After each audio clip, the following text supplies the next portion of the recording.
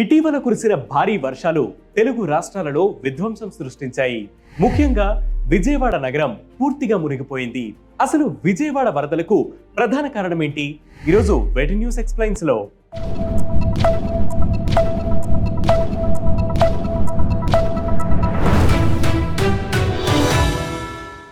విజయవాడ వరదలకు ప్రధాన కారణం బుడమేరు వాగు.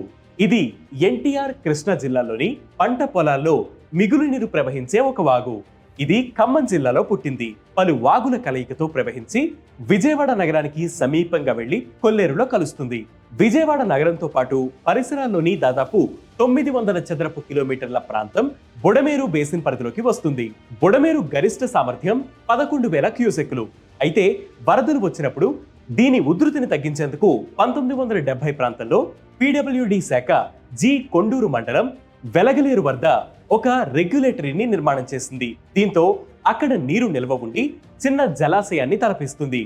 ఈ హెడ్ రెగ్యులేటరీ ద్వారా కిందకు వరద ప్రవాహాన్ని క్రమబద్ధీకరించేవారు. దీనికే ఒక మళ్లింపు కాలువ తవ్వారు. వరదలు వచ్చినప్పుడు బుడమేరు ఈ కాలువ ద్వారా వెళ్లి కృష్ణా నదిలో కలుస్తుంది. అయితే 2005లో బుడమేరుకు దాదాపు 60,000 నుంచి 70,000 క్యూసెక్కుల వరద వచ్చి విజయవాడను ముంచెత్తింది. దాంతో విజయవాడ నగరం మధ్య నుంచి వెళ్లే బుడమేరు ప్రవాహాన్ని మళ్లించాలని ఏపీ ప్రభుత్వం నిర్ణయించింది. అందుకోసం 37,000 క్యూసెక్కుల సామర్థ్యం ఉన్న పోలవరం కాలువ అంటే పట్టిసీమ ఎత్తిపోతల ద్వారా గోదావరి జలాలను ప్రకాశం బ్యారేజీకి చేర్చే కాలువలోకి బుడమేరును మళ్లించింది.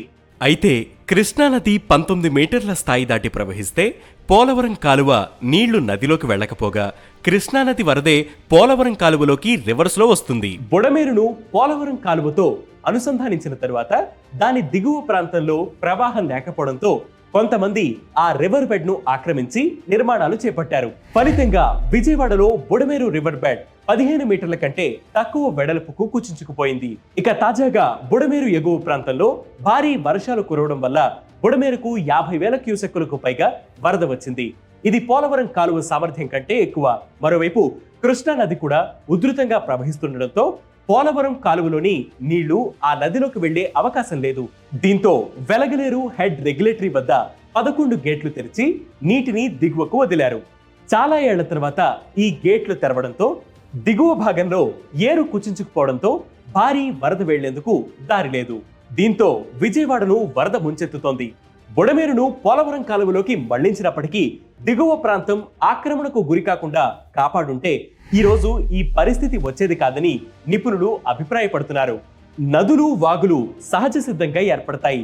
వాటిని మళ్లించేందుకు ఎంత ప్రయత్నించినా అవి ఏదో ఒక రోజు మళ్లీ వాటి దారిలోకి వస్తాయి. కాబట్టి ఎలాగో మళ్లించారు కదా అని వాటి ప్రవాహం తగ్గిపోయిందని ఆ స్థలాలను ఆక్రమించి నిర్మాణాలు చేపడితే ప్రకృతి ప్రకోపాన్ని చూడవలసి వస్తుందనేది విజయవాడ వరదలు నేర్పిన పాఠం.